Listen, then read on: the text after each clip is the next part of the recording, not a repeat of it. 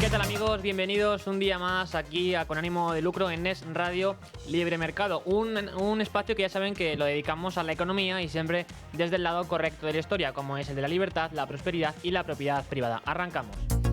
Y como cada día lo hacemos hoy con Antonio Jiménez Moleón. Buenas tardes. Muy buenas, Rubén, ¿qué tal? Muy bien, aquí encantado de tenerte en el programa para analizar lo que trae Libre Mercado, y es que en primer lugar tenemos una pieza de Diego Sánchez de la Cruz en la cual nos explica cómo los abogados que se están encargando de estos casos de los impagos a las renovables por parte del Gobierno de España ya están señalando que la deuda de estas renovables se pagará por las buenas o por las malas. Y es que esto se ha producido en la sexta Conferencia Internacional sobre Energías Renovables, Inversión y Seguridad Jurídica, en la que se reunieron este lunes en Madrid a muchos, pero sobre todo dos de los principales especialistas internacionales en litigios contra estados soberanos. Y allí estaban, como digo, Matthew McGill, socio de King & Spalding, y también es arquitecto de la estrategia jurídica que siguen los acreedores del Reino de España.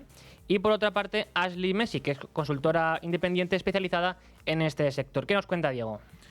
Bueno, Diego cuenta que McGill ha explicado que España ha solicitado al Tribunal Supremo de Estados Unidos que revise los casos que cuestionan su alegación de inmunidad soberana frente al cumplimiento de los laudos arbitrales impagados. Y Messick explicó que ya hemos visto este escenario en litigios como en países que son Argentina y Venezuela. Y también señala que un Estado en desacato enfrenta siempre sanciones automáticas y un daño reputacional enorme. Además, la experta explicó que, aparte de Estados Unidos, se están rastreando activos en jurisdicciones de Europa, incluidos Reino Unido, Bélgica, Países Bajos o Australia, para localizar bienes potencialmente embargables.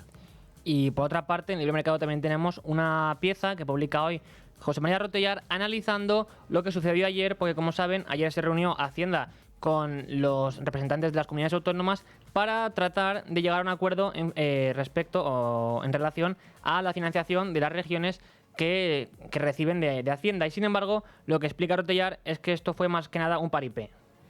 El Gobierno ha montado un Consejo de Política Fiscal y Financiación, que es siempre el primer paso de los presupuestos, pero para Rotellar es un simple teatro porque el Gobierno en ningún momento ha tenido la intención de presentar los presupuestos, y ahora todavía menos con la ruptura con el partido del prófugo de la justicia, Carles Puigdemont, lo tiene prácticamente imposible. Y sobre la reforma del sistema de financiación autonómica tampoco parece que se vaya a tratar y que salga adelante la financiación de Cataluña. De hecho, en todo caso, él dice, Rotellar, digo, que quedaría supeditada la financiación de Cataluña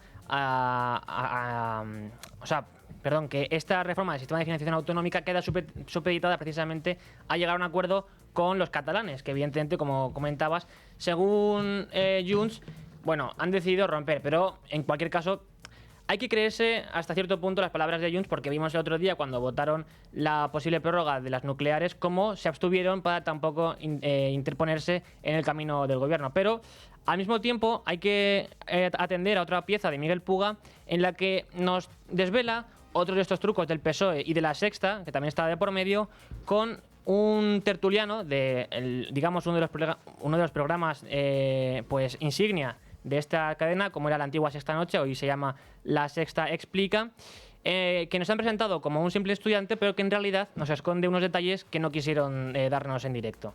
Otro político del PSOE encubierto en La Sexta, y esta vez para hablar de impuestos. En esta ocasión, este señor, que fue presentado como un estudiante, utilizó a los youtubers que se van a Andorra para no pagar impuestos para hacer un alegato de que se paguen impuestos, y puso el ejemplo de que queremos todos que nos atiendan rápido en el médico en 2 horas y no en 2 semanas gracias a estos impuestos, pero la realidad es que la sanidad está colapsada.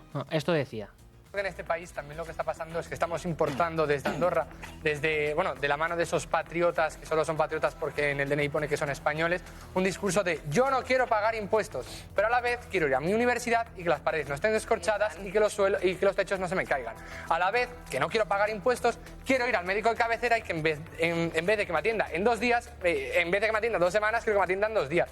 no quiero pagar impuestos y quiero ir a urgencias y que el médico me atienda en media hora y no en 6 horas. Lo que pasa en este país es que se está apretando mucho a los que menos tienen y se les está dejando suelto el cinturón a los que más tienen. ¿Y qué está pasando? Que la gente que estamos estudiando en España nos estamos planteando irnos fuera porque aquí no tenemos, por el tema de la vivienda y por otros muchos temas, no tenemos la posibilidad de desarrollarnos. Y o se escucha a la gente joven, a los autónomos y a la gente no tan joven, o este país pues va como irá.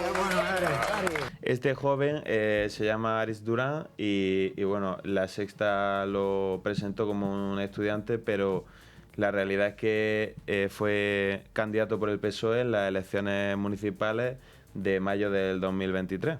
Claro, esto para que veamos también, ¿no? Pues ese doble rasero y sobre todo es curioso, ¿no? Como desde la izquierda, por un lado, se trata de presentar como el discurso izquierdista como lo objetivo y además, pues escuchando las palabras de este joven, pues escuchando lo que dice, es normal también que estemos como estamos, porque si lo hemos explicado aquí en muchas ocasiones, muchos de los problemas, por no decir todos, que tenemos a día de hoy en lo económico, en gran medida vienen por la intervención del gobierno, por pues resultados no deseados quizá de la intervención gubernamental. Pero también, Antonio Jiménez Moleón, o sea, tú, nos traes una pieza en la que explicas uno de los factores, digamos, que más impactan en el precio de las viviendas. Esta información ha salido en los últimos días y ha sorprendido a muchos porque casi la mitad de las construcciones que se están llevando a cabo en España han sufrido robos. Y con todo lo que supone en el sector de la vivienda, el 80% de las constructoras también denuncia que ha sufrido robos. O sea, una cifra demoledora. Este informe el informe de criminalidad ha sido elaborado por Bauwatch en este año 2025.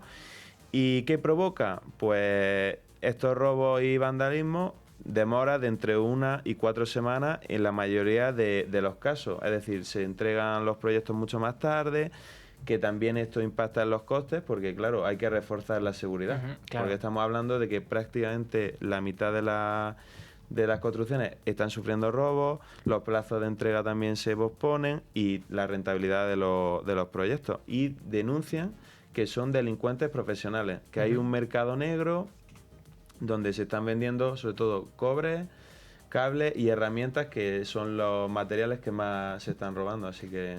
Pues para que veamos también otro de los peligros de la falta de respeto que existe a día de hoy a la propiedad privada, no solo a las viviendas construidas, sino a las viviendas en construcción. Y por terminar con el libre mercado en el día de hoy, hay que informar de ese convenio que ha firmado el Banco de España con Bizum, de esa plataforma de pagos online, por 4 años, el cual lo que establece es la posibilidad de que el órgano que hoy preside, José Luis Escrivá, acceda a los datos de los particulares y sus transferencias. Tal y como anunció el propio Banco de España, ha suscrito un convenio con Bizum para los próximos 4 años, gracias al cual el organismo que preside José Luis Escrivá recibirá datos agregados por sector y país sobre las operaciones de pago realizadas a través de este sistema. En este sentido, el comunicado detalla que el objetivo del acuerdo es utilizar la información facilitada por Bizum sobre transacciones económicas entre particulares y sobre compras de comercio electrónico para mejorar según dicen, la elaboración, el análisis y la difusión de las estadísticas generales encomendadas al Banco de España.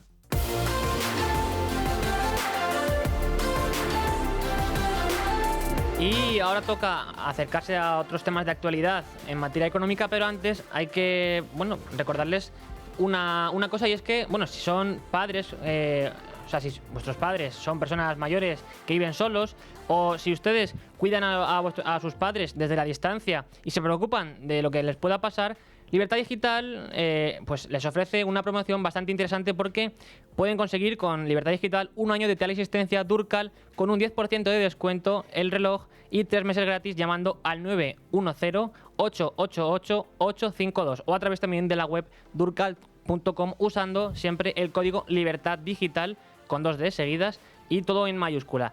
Y es que esto es interesante porque, el reloj Durcal es un reloj que detecta caídas sin que tengan que hacer nada y avisa al instante a los servicios de emergencias y a los familiares. De hecho, hay un botón de socorro con el cual, pulsándolo simplemente, recibirán ustedes la asistencia en menos de 40 segundos, tanto de ambulancia, policía o bomberos. Y esta está disponible, evidentemente, las 24 horas del día.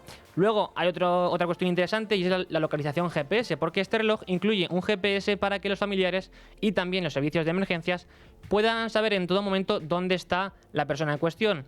Y de hecho, también gracias a la tarjeta SIM integrada en el mismo, pueden recibir llamadas directamente en el reloj, tanto de los servicios de emergencia como de los familiares. Por otra parte, no es tampoco baladí que esta tecnología lo que permite es medir el oxígeno en sangre, la frecuencia cardíaca, la presión arterial e incluso los pasos caminados para cuidar el bienestar y el estado de salud de la persona de forma continua. Y por otra parte también pueden recibir alertas para tomar las medicinas o incluso programarlas. Y con todo esto va ligado a una app, la app Durcal, que permite precisamente la localización GPS, también llevar a cabo las alertas en tiempo real que hemos comentado, para que la persona pueda estar avisada de cuándo tiene que tomarse las pastillas o otro tipo de avisos, y así incluso toda la familia puede estar reunida en una sola app. O sea que ya lo saben, si les interesa, llamen al 910-888-852 o infórmense en la web durcal.com y usen siempre el código de libertad digital, todo en mayúsculas. Y como digo, hay que acercarse a la actualidad económica. ¿Qué pasa? En primer lugar, por que el gobierno va a aprobar hoy su nueva previsión del PIB. El gobierno revisará este martes al alza su previsión de crecimiento del Producto Interior Bruto para 2025, desde el 2,7% al 2,9%, en el Consejo de Ministros, que aprobará el límite de gasto no financiero, conocido como techo de gasto, y los objetivos de estabilidad que acompañarán a los presupuestos generales del Estado de 2026. Ayer mismo la Comisión Europea actualizó sus previsiones para los países de la Unión y elevó las proyecciones para España hasta el 2,9% en 2025 y el 2,3% en 2026. No obstante, es cierto que otros organismos como CEDEA, por ejemplo, rebajan un poco el optimismo del gobierno y establecen una tasa de crecimiento algo menor a la que dice el gobierno que tendrá la economía española este próximo año. Pero además hay que acercarse al Congreso, donde hoy se debate una propuesta de Sumar para regular los algoritmos de Idealista y de Fotocasa. El Pleno del Congreso debatirá este martes una proposición no de ley de Sumar que plantea regular los algoritmos que usan portales inmobiliarios como Idealista o Fotocasa para posicionar anuncios de alquileres, con la idea de que estos sean más transparentes y se proteja a consumidores y pequeños propietarios. Tess Sidi, diputada de Más Madrid integrada en Sumar, registró esta iniciativa en marzo y en su momento explicó que el objetivo es evitar que se produzcan distorsiones en la competencia y los precios. La diputada alegó que los algoritmos optimizan los anuncios en función de datos clave como la ubicación, las fotos del inmueble o su precio. Y además tenemos que Hacienda va a regar con 170.300 millones de euros a las comunidades autónomas, y eso sí, como siempre, desde Junts pues parece que les sabe a poco. Este lunes se ha celebrado la reunión del Consejo de Política Fiscal y Financiera, convocada por el Ministerio de Hacienda para abordar con los consejeros autonómicos los objetivos de estabilidad financiera de las administraciones públicas para los años 2026, 2027 y 2028. En este contexto, la ministra de Hacienda, María Jesús Montero, ha comunicado que las comunidades autónomas recibirán el próximo año 157.731 millones en concepto de entregas a cuenta, lo que supone un 7% más que en 2025 y el mayor importe de la historia. Desde el Gobierno aseguran que el incremento del importe de entregas con respecto a lo comunicado en el mes de julio se debe a la supuesta buena marcha de la economía española. Así es que en julio se propuso otra cantidad, ahora la incrementan ligeramente y argumentan esto. Y hay que decir que, evidentemente, cuando hablamos de la cantidad de 2025, queremos decir la que sigue en 2025, pero que depende, evidentemente, también de los presupuestos generales de 2023. Y en este contexto, lo que hay que indicar también es que, bueno, sumando a esto la previsión de liquidación de 2024, la financiación total que recibirían las regiones, pues en realidad alcanzaría los 170.300 millones de euros que comentábamos al principio, lo cual supone un incremento de 7,7% más que en el ejercicio actual. Y como comentábamos, en este contexto, desde Junts, pues han advertido de que rechazarán la propuesta del gobierno si se pretende recuperar el actual objetivo de estabilidad y por tanto lo que ellos piden también es mayores fondos para las regiones. Y por otra parte tenemos que la Unión Europea va a prohibir pagar en efectivo cuando se supere una cantidad determinada y a partir de 2027. ¿Cuál es esta cantidad, Antonio? Según informa El Economista, la Unión Europea se prepara para la implantación de un reglamento que regula y limita el uso de dinero en efectivo. De este modo, la Unión Europea de Ursula von der Leyen establecerá un límite máximo de 10.000 euros para las transacciones en efectivo que se realicen en cualquier Estado miembro, disposición que, según las previsiones, entrará en vigor el 10 de julio de 2027. Ningún país podrá fijar importes superiores, aunque sí se conservarán la opción de adoptar restricciones más estrictas. Bueno, vemos cómo en materia monetaria pues parece que se ponen un poco más exigentes. Por un lado veíamos lo del Banco de España, que es verdad que ellos no lo dicen así, pero y tampoco es que tenga por qué ser cierto. Evidentemente podrían no ser de este modo, pero viendo el empeño que tienen los bancos centrales en implementar el euro digital, en el caso del Banco Central Europeo, y luego que esto al fin y al cabo no dejaría de ser una especie de, bueno, pues plataforma de Bizum, pero dependiente del Banco Central Europeo y de las wallets, de los monederos que se ligarían a las cuentas bancarias de los ciudadanos, pues no, pues bueno, uno parece que podría sospechar, ¿no?, de que esta información que se quiere recabar vaya en ese sentido. Y pues ahora también vemos cómo la Unión Europea quiere limitar aún más la cantidad en efectivo que se puede pagar. Cierto es también que en nuestro país la cantidad máxima permitida pues es algo más baja de lo que indicaba esta normativa. Pero bueno, eso también nos da una idea de lo restrictivo que es nuestro país en este ámbito. En cualquier caso, muchas gracias, Antonio, por ayudarnos hoy a acercarnos al libre mercado y también a la actualidad económica. Gracias a ti, Rubén. Casi son las 12:35 de la tarde, 11:35 en Canarias. Toca ya abrir el espacio de tertulia, de análisis del día de hoy. Y lo hacemos con el economista Javier Santa Cruz. Buenas tardes, Javier. ¿Qué tal, Rubén? ¿Cómo estamos? Buenas tardes. Encantado de tenerte porque, te he convocado hoy aquí para hablar de los perjuicios que tienen las intervenciones del Gobierno de España en materia empresarial y laboral. Porque, como comentábamos al principio, ahora lo que propone Yolanda Díaz es establecer una tasa que ya llama la tasa Trump a las grandes tecnológicas. ¿Esto cómo puede impactar en nuestro día a día, Javier? Pues tenemos fundamentalmente dos fuentes de coste. Una es la del corto plazo, que es el incremento de los costes operativos de las empresas y, por tanto, menores beneficios, menos inversión y, por tanto, menos crecimiento económico. Y luego, por otro lado, están los perjuicios precisamente para atraer nuevas inversiones, no solo la que generan los flujos de caja de las empresas, sino también las de los inversores internacionales que tienen que confiar en nuestro país y con cosas como esta, pues evidentemente no confían. Claro, y esto al final repercute en nuestro día a día porque al final los salarios no van a incrementarse si no comienza a incrementarse la productividad, y esta no va a comenzar a repuntar si no llega más inversión extranjera, ¿verdad, Javier?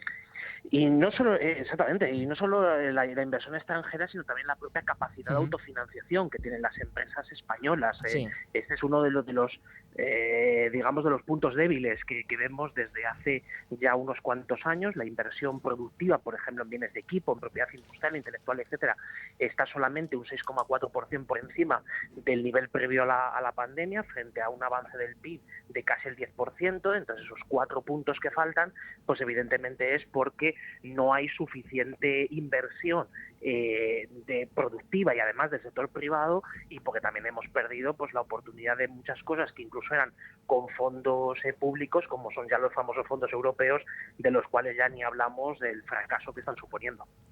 Y bueno, también habría que incluir en este contexto el daño reputacional que está sufriendo nuestro país, por ejemplo, con los impagos a las renovables, que bueno, hay una web en concreto que se dedica a contabilizar cómo crece la deuda, y únicamente la deuda por los impagos a las renovables crece en 2 euros cada segundo. Esto para que veamos cómo, pues, y de hecho hay ya abogados que están evidentemente litigando contra nuestro país, y muchas sentencias ya en nuestra contra o en contra del Gobierno de España, que no hace más que incrementar la deuda. Pero además, Javier, habría que quizá poner el acento en una cuestión, y es que las empresas de este tipo ya tributan en nuestro país, las grandes tecnológicas, que son las que señalaba Yolanda Díaz.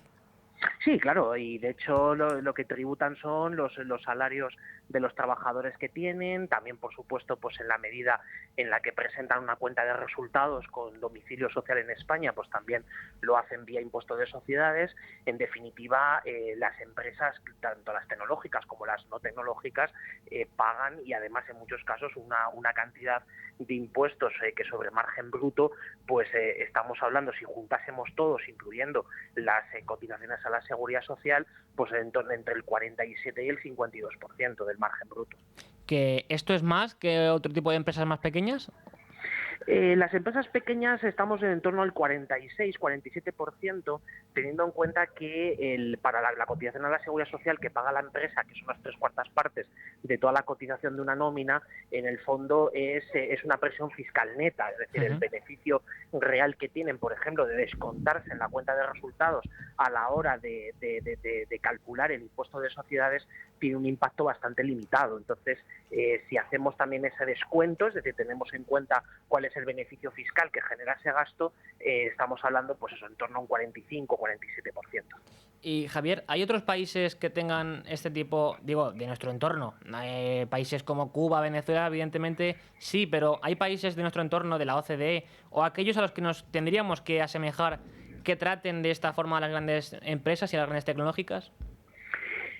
Tenemos algún caso, sobre todo surgido del debate que hubo en los últimos años sobre los impuestos digitales. Los impuestos digitales fue una fuente por un lado, de demagogia bastante penosa, por ejemplo, en Francia, también en algún otro país europeo, incluso en Reino Unido en algún momento dado. Y es verdad que se pusieron esos impuestos específicos, también España tiene uno, sobre determinados servicios digitales que se llama. Pero más allá de esto, sobre todo la presión fiscal sobre las cuentas de resultados de las empresas, tenemos que irnos a países como es el caso de Francia, donde el impuesto de sociedades es más elevado, donde también la limitación de cargar ciertos beneficios fiscales también es más limitada. Entonces no estamos precisamente, España no se puede comparar en este sentido, digamos, mejor o sustancialmente mejor que el caso de Francia o el caso también de otros europeos, donde los impuestos a las empresas son elevados, y luego también donde en España también empresas que declaren beneficios positivos, pues tampoco estamos demasiado sobrados. Pero no solo es una cuestión de impuestos, Javier, porque no sé si convendrás conmigo en que parece que hay una persecución en nuestro país a las grandes empresas. Siempre se habla de ese umbral del trabajador número 50, que muy pocas empresas pasan y que, de hecho, con datos del Ministerio de Industria está en torno al 1,2%, si no recuerdo mal. ¿Crees que esta persecución existe? Y luego, sobre todo, te quería preguntar si crees que el tamaño de las empresas es uno de los factores que lastran en nuestro país esa productividad en términos globales.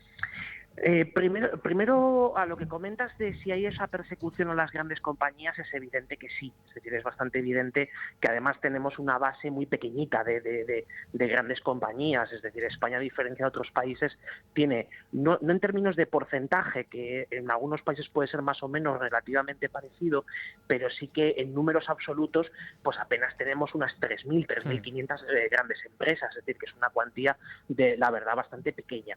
Con respecto a lo segundo, la cuestión del tamaño yo no lo tengo tan claro. Es decir, esto es un debate viejo, sobre todo que las diferentes organizaciones patronales pues han ido haciendo ese discurso a lo largo de los años, ¿no? Diciendo que una empresa es más competitiva cuanto más grande es, ¿no? Cuanto mayor es su tamaño. Yo esto no lo tengo tan claro. Es decir, es verdad que hay una cuestión que en economía pues abordamos como economías de escala, con lo cual eso tiene todo el sentido, pero aquí y la forma de competir en términos globales actual, lo más importante no es el tamaño, lo más importante es que las empresas, tanto sean pequeñas como sean medianas o grandes, estén enganchadas a una cadena global de valor, es decir, que esté perfectamente establecida cuál es su ventaja competitiva y dónde está su valor añadido. Entonces, ahí, por ejemplo, nos podemos encontrar, y tenemos muchos casos en España, de pequeñas empresas y de medianas también, por supuesto, con un número más reducido, que son extraordinariamente competitivas, que tienen una posición global muy significativa y no necesariamente tienen que ser empresas grandes. Y bueno, y es que además de esta persecución que comentas, que sí que podría existir claramente por parte del gobierno a las grandes empresas, más allá del debate sobre la productividad, hay otro factor, cuando hablamos de intervencionismo, preocupante, y es que también se persigue o se lastra un sector que tú conoces de cerca y que es vital para un país, como es el sector agrario, el sector primario, porque sin ese sector básicamente no podemos vivir, no podemos comer, alimentarnos y prácticamente funcionar. ¿Cuáles son estas grandes intervenciones, Javier, que en el sector agrario pues tenéis que padecer? Básicamente lo que hay es un solapamiento y sobre todo una extensión regulatoria verdaderamente inmanejable. Es decir, hemos llegado a un punto en el que es muy difícil poder cumplir con todos los requerimientos que se exigen, mal que alguno de ellos pues, pueda ser razonable o pueda ser sensato, pero lo que no se ha hecho en ningún caso ha sido racionalizarlo, simplificarlo, adaptarlo a la realidad precisamente de las pequeñas compañías que pueblan el sector agroalimentario y exigir a una pequeña lo mismo que se exige a una grande. Es decir, esto no tiene sentido. Entonces, eso es uno de los problemas que tenemos.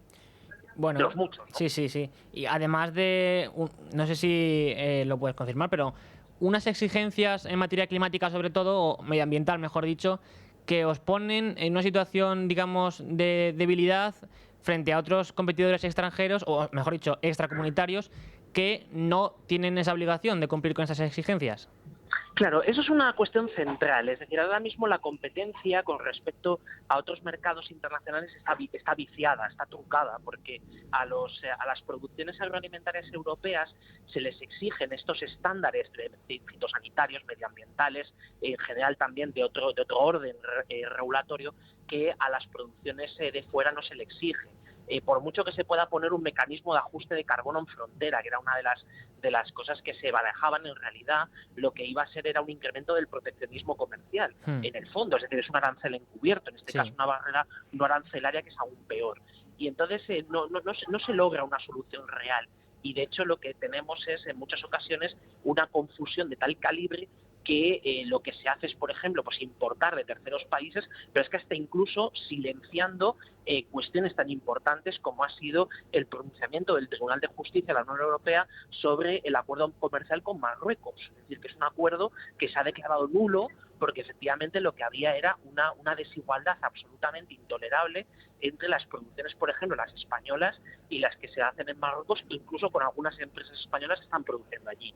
Entonces, la cuestión de las reglas y sobre todo de la reciprocidad en el comercio internacional es absolutamente clave y eso no podemos permitirnos el lujo de perder una de las ventajas competitivas que tenemos como país, que es el sector agroalimentario, igual que lo tenemos en el turismo, lo tenemos en el sector químico-farmacéutico, en el sector de la automoción, por tener unas malas reglas y un mal diseño de ellas. Claro, y la tendencia no parece que sea la contraria, ¿no? Parece que incluso lo que va a ocurrir en el futuro, no sé si combinas en ello, Javier, es que se impondrán todavía más regulaciones en este sentido. Sí, eso es lo más probable. Eso es también la triste noticia que tenemos, aunque es verdad que hay algunos pasos de simplificación, algunas cosas que probablemente para el próximo presupuesto plurianual europeo pues se racionalicen de alguna manera, pero con todo y con ello seguiremos teniendo esos problemas. Bueno, pues veremos a ver qué ocurre, pero fíjate, hablábamos de crecimiento económico y una de las, pues no sé, comidillas de las tertulias económicas ha sido las confesiones de Calviño en sus memorias, ya sabes que se han llamado 2000 días en el gobierno, en las cuales lo que admite es que durante su paso por el Ministerio de Economía presionó, o mejor dicho, ayudó, es lo que dice, a incrementar de algún modo el crecimiento económico, los datos de crecimiento de Producto Interior Bruto en nuestro país. Es algo una exclusiva que sacaban nuestros compañeros de El Mundo. Y fíjate que uno de los señalados por parte del INE hace un mes y medio, una cosa así, eras tú. ¿Cómo ves esta noticia, Javier? Bueno, esa noticia es bastante interesante y además yo creo que fue muy importante que alguien se leyera el libro, porque aquello, no recuerdo qué personaje histórico decía que cuando quieres esconder una cosa, escríbela en un libro. Y en ese sentido, afortunadamente alguien se lo ha leído y ha encontrado esto, y desde luego es la confirmación de lo que hemos dicho durante, no ya meses, sino años. Y en ese sentido es una pena que haya sucedido y obviamente que además te señalen, ¿no? Que eso es todavía más curioso. Bueno, a ver si Elena Manzanera, que es la actual directora del INE, publica otro comunicado diciendo, bueno, quizá Javier Santa Cruz y José Ramón Riera, que era el otro economista señalado, llevan algo de razón, ¿no? En fin, bueno. Eso es creer en los Reyes Magos, Rubén, me parece. Bueno, habrá que tener confianza en cualquier caso. Pero bueno, Javier, de verdad, muchas gracias por ayudarnos en el día de hoy. Pues hacernos una idea, ¿no?, de cómo está ahora mismo el panorama empresarial y sobre todo cómo afecta a nuestro día a día la regulación del gobierno. Un abrazo. A ti siempre, un abrazo, gracias.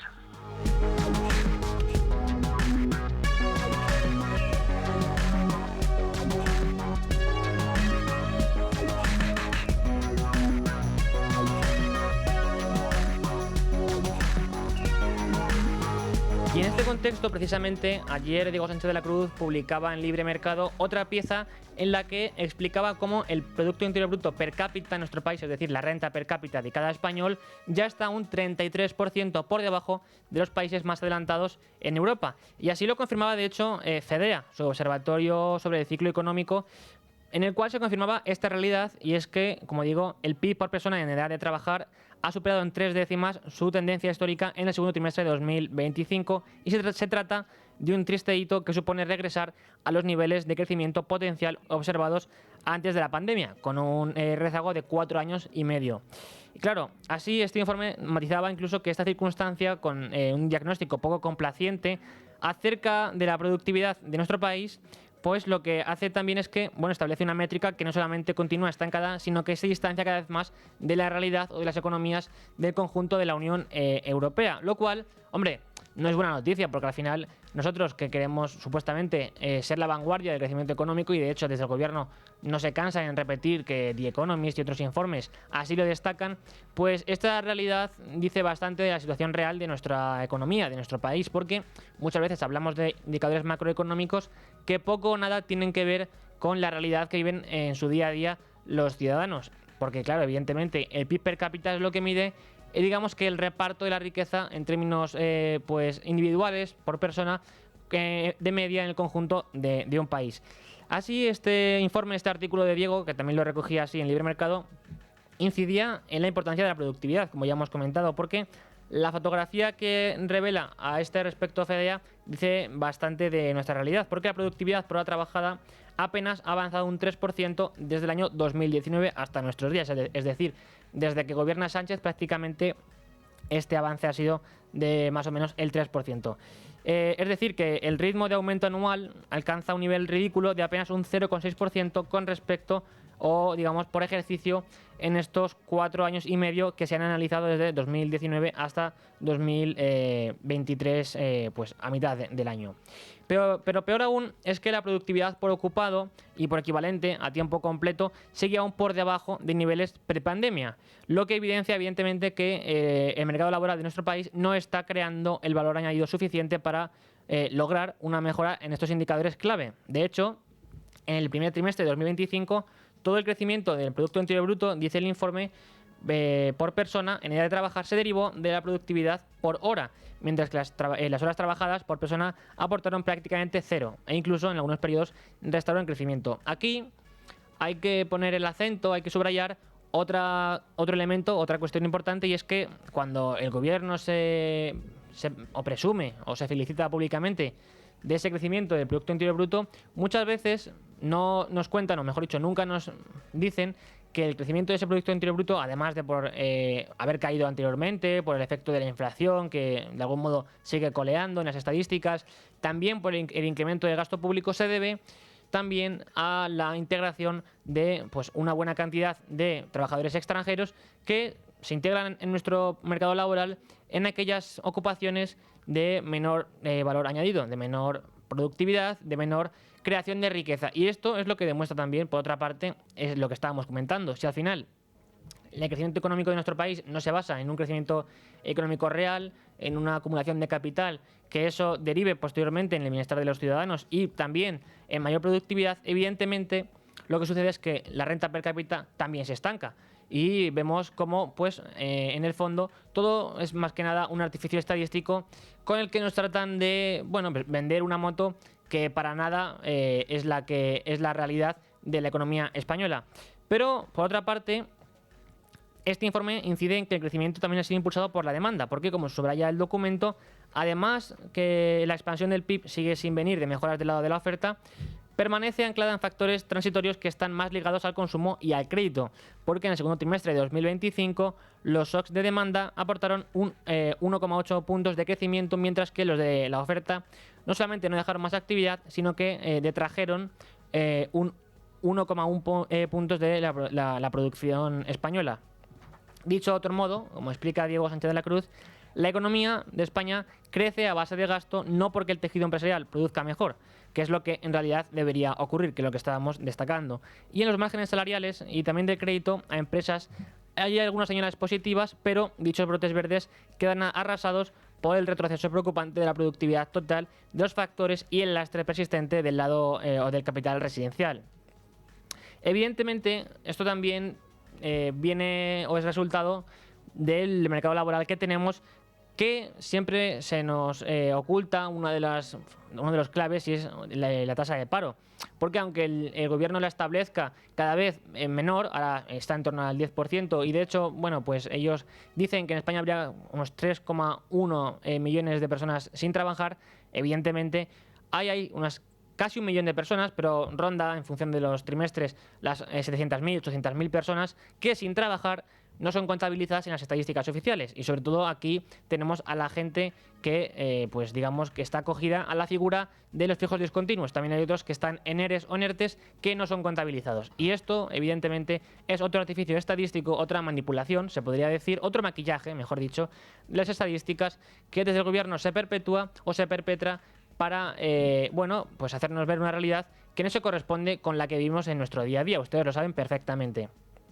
Porque el mercado laboral, de acuerdo con el informe de CEDEA, pese a su aparente fortaleza, también muestra matices importantes. La tasa de paro se mueve en torno al 10,6% y son niveles no vistos desde 2008, pero evidentemente lo cierto es que aún así seguimos liderando la tasa de paro en términos europeos y también en la OCDE, tanto en paro general como en paro juvenil e incluso en paro femenino, que es uno de los lo que ellos llaman colectivos sociales que supuestamente más les preocupan a los progresistas de nuestro gobierno.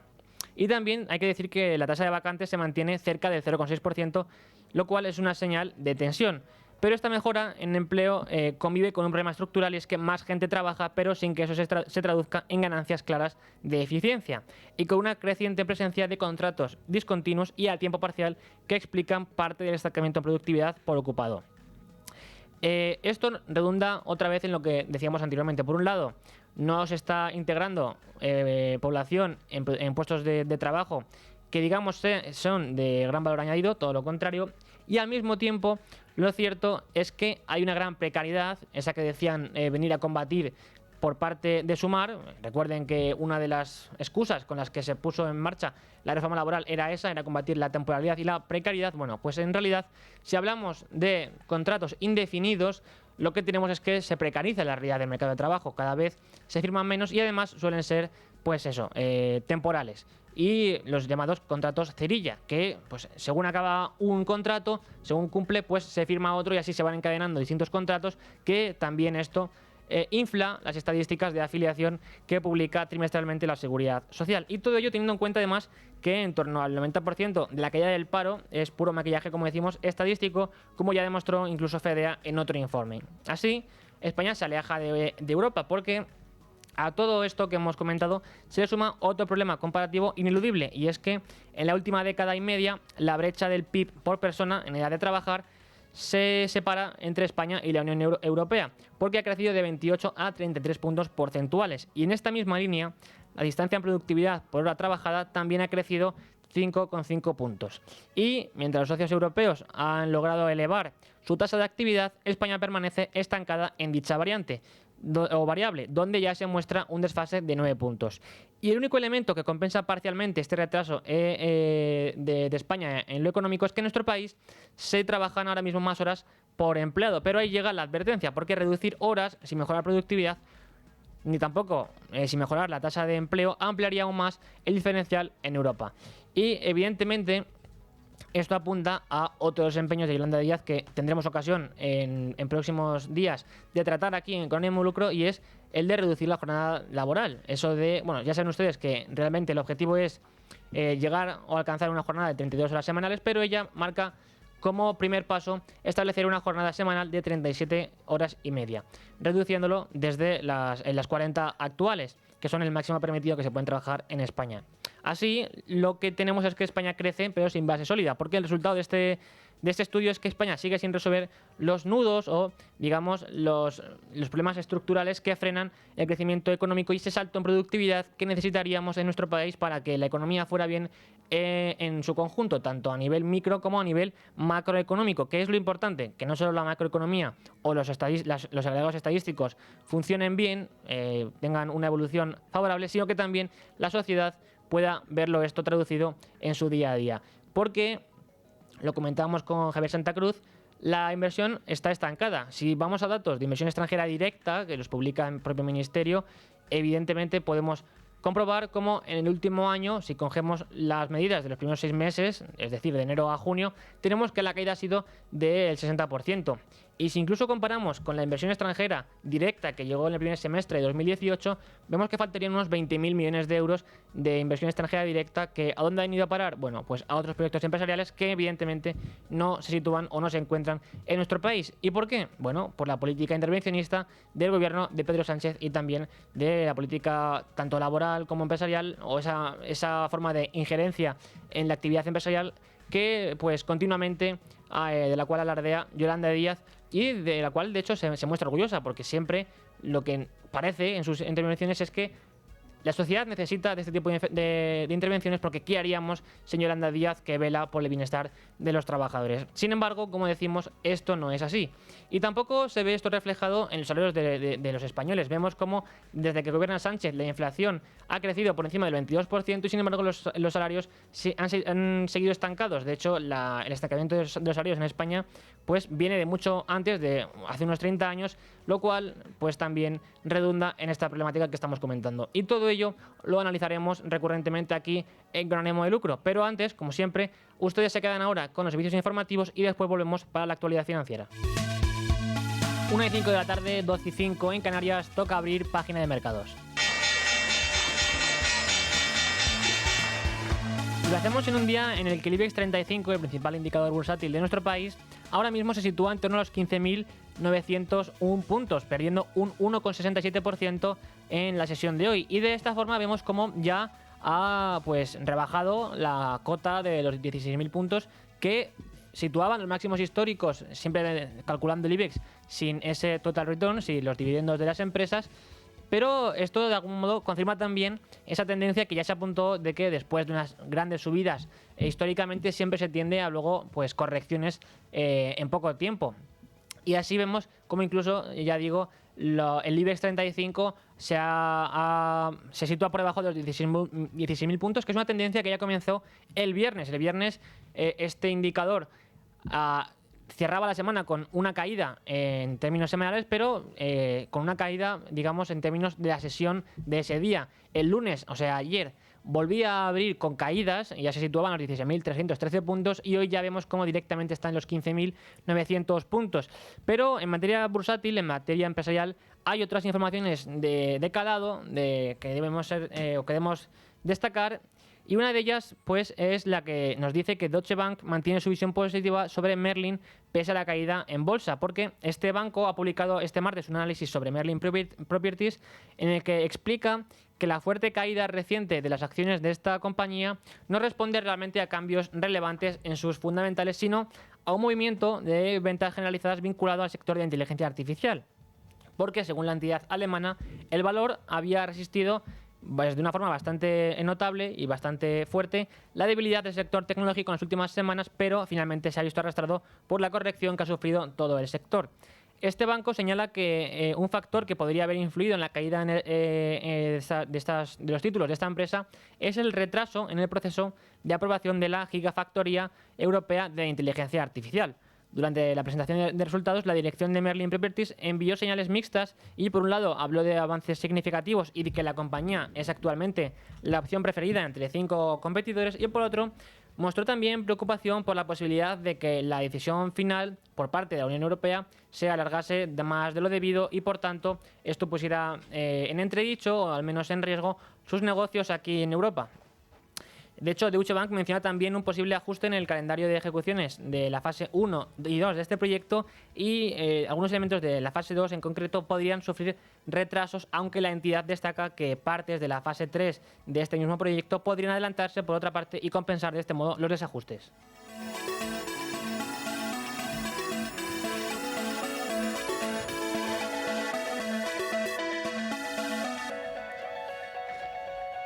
Y por otra parte hay que acercarse, manteniéndose en el ámbito empresarial, a ACS y su potencial, que es bastante importante porque Morgan Stanley apuesta por subidas que rozan el doble dígito de esta empresa. ACS está de enhorabuena por ese motivo, porque Morgan Stanley, como decimos, está destacando el potencial que tiene la empresa.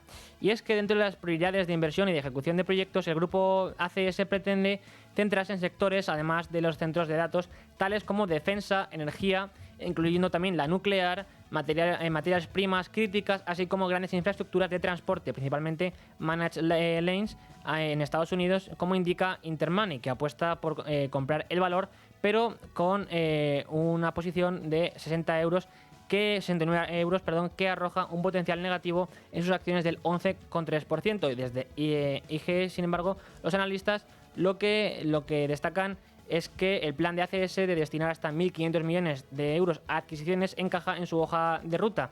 Para otros analistas, también es cierto que ACS es un activo, una empresa que debe ser mantenida en cartera, según estos analistas, con un precio objetivo de algo más de 70 euros. Y por tanto, esto demuestra, sobre todo sumado a la evaluación de Morgan Stanley, que ACS sigue siendo una empresa con bastante potencial.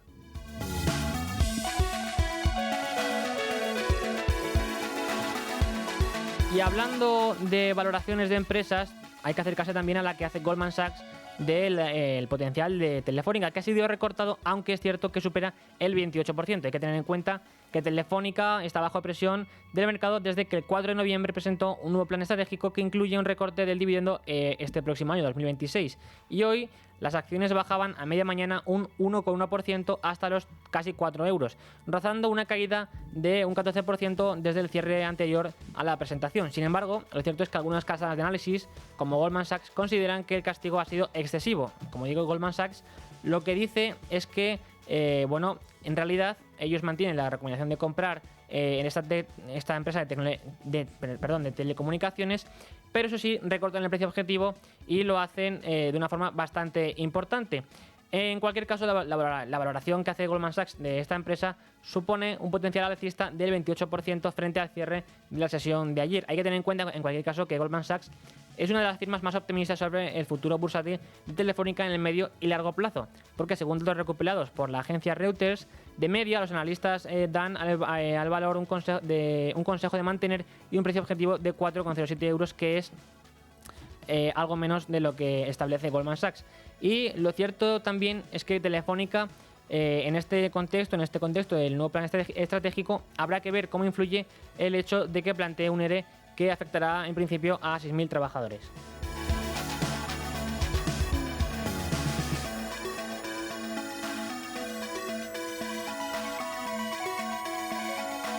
Al mismo tiempo, ya asomándonos a la realidad de la política monetaria a nivel internacional, tenemos que el mercado ya da menos de un 50% de probabilidad de un último recorte de la Fed este año, porque en las últimas semanas hemos visto cómo, pues parece que por un lado el gobierno el cierre del gobierno federal estadounidense ha impedido la ubicación de varios datos económicos clave en Estados Unidos, como puede ser en concreto el de empleo, y por eso también ha impedido la toma de decisiones por parte de la máxima autoridad monetaria de Estados Unidos, la Reserva Federal. Y sin embargo, los analistas ahora mismo están analizando cuál es la posibilidad o cuál es la probabilidad de que la Reserva Federal norteamericana establezca, antes de que finalice el año, un nuevo recorte de tipos. De hecho, de hacerlo, sería uno de los pocos bancos centrales que ahora mismo lo harían, porque como sabemos, el Banco Central Europeo en principio ha decidido poner fin a ese ciclo de bajadas de tipos de interés. También lo ha hecho el Banco de Inglaterra y, sin embargo, queda por ver qué hará la Reserva Federal, que, eso siempre lo destacamos, parece que ahora, sobre todo, lo que guía su gestión por parte de Jerome Powell es los datos macroeconómicos y microeconómicos de la economía estadounidense, porque hay que recordar una vez más que la intención de Donald Trump en un principio era presionar al gobernador de la Reserva Federal para que pues hiciera a su antojo la política monetaria, y de este modo una de las claves o una de las posibilidades que se establecían era que el presidente norteamericano tratase de refinanciar parte de su deuda que vencía este año de una forma más barata, al pues generar una mini crisis que lo que hiciera, esto lo decimos con la política arancelaria, que lo que hiciera era presionar a la Reserva Federal para que bajase los tipos de interés. Ahora mismo la Reserva Federal gana credibilidad por esta parte porque cuando ha decidido reducir las tasas de interés lo ha hecho porque ha considerado que así lo establecía o así lo exigía la realidad económica del país. Algo que evidentemente, como digo, gana cierta credibilidad por parte del gobernador de la Reserva Federal. También otra de las claves que habrá que tener en cuenta esta semana en materia bursátil y en materia económica que se presentan mañana son los resultados de Nvidia, una de las empresas punteras, líderes en materia de tecnología. ¿Por qué? Porque es de las líderes en fabricación de microchips que se dedican, como saben, a pues todo lo que tiene que ver a día de hoy con la inteligencia artificial. Este sector que decíamos anteriormente, que parece que ahora mismo algunos analistas establecen como sobrevalorado, pero que en cualquier caso lo cierto es que nuestros analistas siempre nos explican que aunque pueda estar ahora mismo bastante sobrevalorado, en realidad tienen una diferencia bastante interesante con lo que sucedió a principios de los años 2000 con la burbuja de las .com, y es que en este caso las empresas tecnológicas sí que están dando beneficios, están dando frutos que pues de algún modo impediría ahora mismo hablar de una forma estricta de burbuja financiera, y por tanto pues que quizá estas correcciones que se den en las empresas de inteligencia artificial pues sean correcciones, pero no llegando tampoco a un pinchazo de una burbuja, porque ni siquiera la burbuja podría estar ahí. En fin, lo comentaremos en el futuro según vayamos conociendo los resultados de Nvidia mañana, pero como siempre ahora les dejamos con un anticonsejo, porque saben que cuando hablamos de inversiones una de las claves no es solo saber qué hacer, sino qué no hacer, y por tanto qué errores no cometer cuando tratamos de sacar rentabilidad a nuestros ahorros. Y semana tras semana aprendiendo qué hacer y sobre todo qué no debemos hacer, y lo aprendemos siempre de la mano de nuestro amigo Antón Díez-Tubet. ¿Cómo estás? Muy bienvenido. Hola Luis Fer, encantado de estar aquí. Antón Díez-Tubet, hay que decirlo siempre, Country Manager de Trade Republic para España y Portugal, encargado con ánimo de lucro de traernos siempre los anticonsejos de la semana. Hemos hablado mucho de inversión, pero vamos a hablar de economía, de macro en este caso, y nos dices, mucho cuidado, los datos de crecimiento del PIB no lo son todo, hay que mirar otras métricas. Cuéntanos. Bueno, vemos recurrentemente en las noticias que se habla mucho de que España es la economía de la Unión Europea que más crece, etcétera. Yo creo que es un dato que es poco significativo, ¿no? Porque al final que crezca la economía está muy bien, pero hay que ver para empezar, desde qué base está creciendo, ¿no? Es una base alta, baja. Ha sido una pelea muy encarnizada durante los últimos años. Cada vez que escuchábamos a Pedro Sánchez, no somos líderes de crecimiento, hombre, te caíste un 17% en el COVID. Irlanda subió un 20% durante el COVID, tú te caíste un 17%. Pues normal que si eres el que más cae, a poco que hagas seas el que más crece, ¿no? Claro, es que no dice nada, ¿no? Si no lo pones en contexto o en comparativa con otras economías mucho más potentes, pues sí, pues puedes estar creciendo más en términos porcentuales, pero no significa demasiado, ¿no? Al final yo creo que hay que mirar todas las métricas de un país en su conjunto, ¿no? ¿Qué se me ocurre? Pues oye, cosas que son importantes para mí. La tasa de desempleo juvenil, ¿no? ¿Cuál es el salario medio dentro del país? ¿Qué tipo de puestos se crean de trabajo? La creación de empresas, ¿no? ¿Qué tipo de empresas son? ¿Son empresas punteras que van a acabar siendo líderes mundiales en la generación de productos o servicios? ¿O estamos creando empleos de verano para el sector turístico, ¿no? Pues todas estas cosas a mí como cuando las escucho me da un poco de pena ver lo de que nos den esa falsa sensación de crecimiento económico, cuando luego en el día a día a mí me da un poco la sensación de que nada más lejos de la realidad nos está costando un poco prosperar como economía, ¿no? Y a mí me gustaría ver que la gente cuando termina de estudiar sale con buenos trabajos, que la creación de empresas pues es elevada y además son empresas pues que tienen esa posibilidad de competir en un mundo cada vez más globalizado, ¿no? Que haya una subida generalizada de los salarios, pero justificada por la oferta y demanda, no por mandato del gobierno, ¿no? Que eso no suele ayudar. Al final el crecimiento salarial más sano es de, oye, estás empezando a tener una base poblacional tan cualificada en un sectores tan demandados que todas las empresas se quieren venir aquí, pero es que además están dispuestos a pagar mucho más por toda esta gente, ¿no? Pues ese es el tipo de ese es el caldo de cultivo que quieres. Que claro, me gustaría ver. Quieres que queremos todos, claro. Claro. No, pero es curioso esto que dices, y yo creo que está muy bien traído.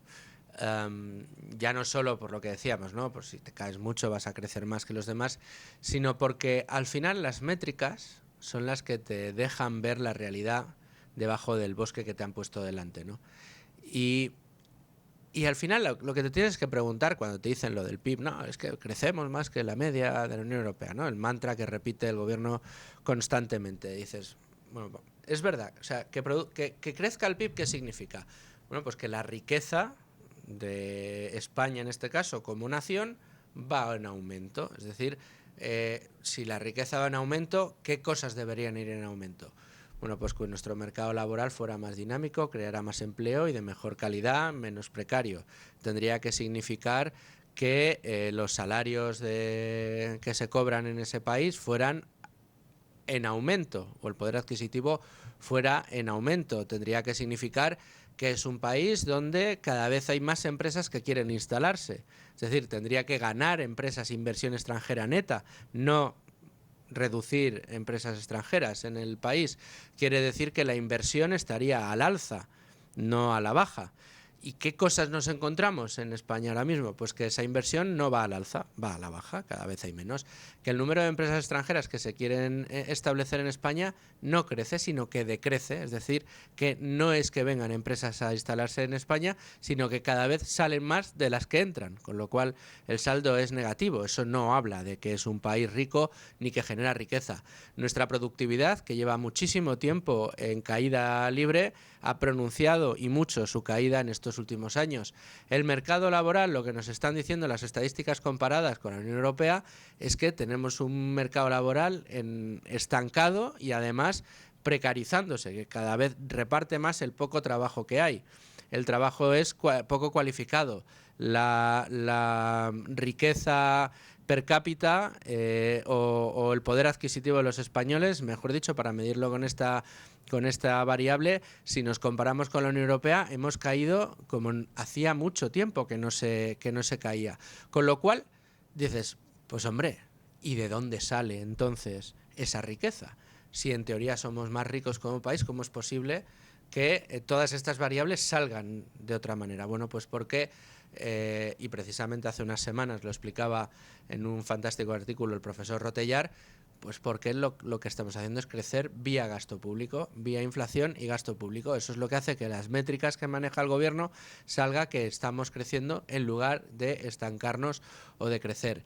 Y es importante conocerlo porque al final esto no se trata de una pelea de bar, de no, que ha dicho el presidente que sí hemos crecido en el PIB y tú le digas que no y entonces te saque las declaraciones o te saque el crecimiento del PIB y tú... No, es simplemente, es decir, pues mira, si te coges el resto de variables que tendrían que cotizar o que de hecho cotizan dentro del PIB, que marcan tendencia dentro del PIB, tú te das cuenta de que lo único que crece por encima de lo demás es el gasto público y es lo que permite al gobierno pues que hayamos pasado de 2,5 millones a más de 3 millones y pico de funcionarios, que bueno, pues que en España la inversión pública se haya disparado, que nos cobren cada vez más impuestos y que la deuda, aunque en porcentaje baje, siga subiendo en términos nominales año tras año. Y esto es lo que está convirtiendo a España en un país en el que, lejos de crecer, como nos están diciendo, estamos realmente estancados. Y está muy bien traído este anticonsejo que dices, porque yo creo, Antón, no sé si estás conmigo, que debería ser un consejo que aplicáramos a otras muchas variables, no solo al Producto Interior Bruto. Cuando nos hablan de creación de empleo, también preguntarnos cuáles son las variables que la componen y observarlas. Sobre todo cuando tú hablas de sensaciones, ¿no? Hace bien poco también en Libertad Digital tuvimos la suerte de tener un desayuno informativo con gente del sector. Estaba Inverco, estaba el profesor Díaz Jiménez, que hizo aquel trabajo tan extraordinario con vosotros, estaba Vicente Baró, un amigo de este programa, de Finet, y estaba el director de Ibercaja Pensión, José Carlos Bizárraga, que todos los años aquí en Libertad Digital nos reúne para hablar de pensiones. Y decían una cosa muy curiosa.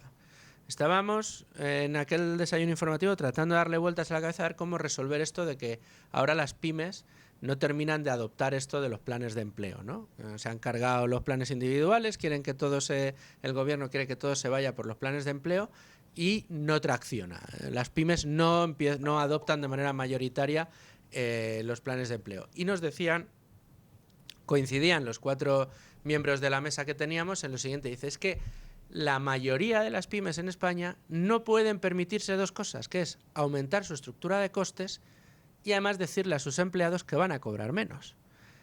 Esto no se lo puede permitir y la siguiente reflexión es porque no estamos en un país donde esto se pueda plantear, porque no es boyante, ¿no?, la situación.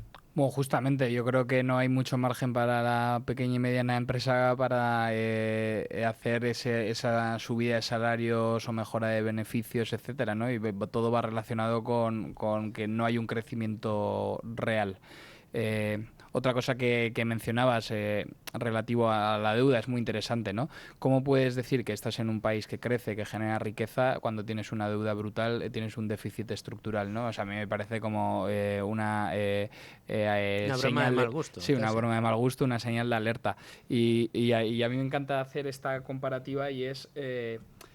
yo que soy presidente de mi comunidad de vecinos y yo lo considero una mini democracia, ¿no? Eres el señor presidente. Soy el señor presidente de la comunidad de vecinos. Pero me parece un buen reflejo para que a la gente aterrizarle un poco las ideas y decirle, si tú eres propietario, tú piensa en la comunidad de vecinos, ¿no? Que es una mini democracia mucho más pequeña, pero con todas sus complejidades, ¿no? Que tienes que recaudar todos los meses las cuotas de los propietarios, que tienes gastos, tienes algún empleado, a veces si hay portero, hay gente que está más incentivada a llevar a cabo proyectos que luego te puedan generar un retorno, como pueda ser poner en alquiler el piso del portero que lleva vacío 25 años, hay gente que prefiere no gastar.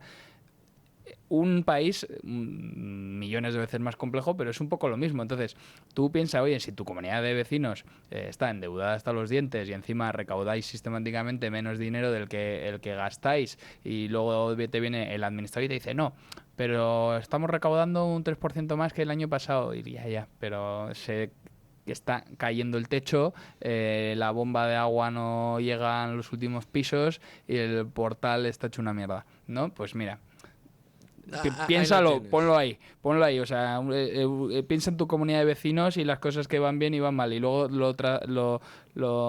lo traspasas a la mayor complejidad de un país entero, o sea, que crezca esa riqueza, o sea, no quiere decir nada, ¿no? Si luego las demás cosas están mal, sigue estando todo muy mal, ¿no? Entonces yo me acuerdo mucho y a la gente se lo explico así, porque es que me parecen mini democracias y mira qué complicado es en las juntas de vecinos la de tortas, poner a 4 de acuerdo. La de tortas que suelen caer y no se pone nadie de acuerdo, pues luego en un país, pero los fundamentales de la economía de una pequeña comunidad de vecinos pues son más fáciles de ver, ¿no? Y de ahí te haces una idea de cuando una comunidad de vecinos prospera y cuando una no. Y muchas veces va relacionada pues con la responsabilidad particular de cada vecino de cumplir con su parte, no solo de pagar las cuotas, sino de respetar al resto de vecinos y de tratar bien las partes comunes del y luego hay propiedades que prosperan mucho porque tienen esa generación de rentas pasivas, ¿no? Que han conseguido alquilar la portería o tienen locales que los han convertido en trasteros y de repente tienen esa generación de rentas y de repente tienes una comunidad de vecinos con un superávit, ¿no? Tienen más ingresos que gastos y luego han ahorrado tanto dinero que se permiten arreglar la portería sin derrama y luego se ponen videoteléfonos que puedes ver a la gente en la calle para ver quién ha tocado el timbre y todo es prosperidad, pero hay que hacer esa inversión inicial de poner esa estructura para que la comunidad genere esas rentas tener el pasivas. objetivo de superávit y que esto se Claro, y en un país mucho más complejo, pero habría que poner ese foco, ¿no? Oye, generación de empleo de joven, creación de empresas punteras y que pueden ser líderes mundiales, ¿no? Reducción de deuda, no tener déficit ligado a actividades que no generan un retorno productivo, ¿no? O sea, tener déficit para pagar las pensiones públicas, pues me parece una barbaridad, ¿sabes? Porque estás endeudando éticamente muy cuestionable. Estás endeudando a las futuras generaciones para pagar unas pensiones de ahora que no te generan un retorno positivo. Yo sinceramente, si endeudase como presidente de mi comunidad de vecinos a la comunidad sería para algo que va a generar un retorno mayor en el futuro, ¿no? Una reforma de un local que luego vamos a poder alquilar por más dinero. Pues eso sí, pero no sé si endeudarme, salvo que me obliguen para arreglar la portería igual, el portal, prefiero esperar unos años. Desde luego que sí. Antón Dietubet, muchas gracias por el anticonsejo de hoy. Los datos de crecimiento del PIB no lo son todo, hay que mirar otras métricas, como casi todo en la vida. Siempre hay que buscar y escarbar un poquito más. Pues Antón, muchísimas gracias. Muchas gracias a vosotros. Y a todos ustedes, señores oyentes, muchas gracias por estar ahí un día más. Aquí les espero mañana con asuntos de su interés. Hasta mañana. En Es Radio Libre Mercado, con ánimo de lucro, con Luis Fernando Quintero.